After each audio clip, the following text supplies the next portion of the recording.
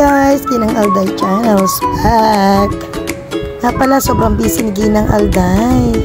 Pero dahil nga namimiss ko kayo, eto na masyal muna Ginang Alday sa aming liwasa sa lungsod ng Calapan Oriental, Mindoro. At eto nga, nasa tuktok kami ng sinasabi namin plaza. Eto yung babae niya, ang ganda, di ba? So pasyal muna kami ng aking anak. At balak din sana namin mag-zumba. Ang problema, nawala ng kuryente. Yan nga pala yung aming dating lumang munisipyo, guys. Yan.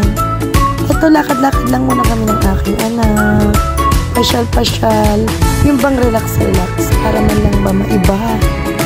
Yan nga pala ang pavilion na kung saan dyan idinaraos ang zumba, ang mga laro, ang kung anumang event. So napakalawak din, guys. Itong aking anak, bababa na kami. Siyempre, uuwi na dahil kami ay sawi sa aming ganap-dapat ngayon. Ayan, ang pababa niyan, guys.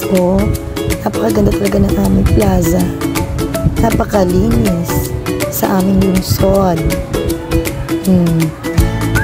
Yan, ang kanyang paglabas. Actually, itong kanyang baba. Yan, libot-libot. Balak nga sana namin mag-tiktok. Kaya lang ang aking anak ay uwi na. Gusto niya umuwi ng bahay, magpahinga daw siya. Yan, guys, ang kabuuan niya actually.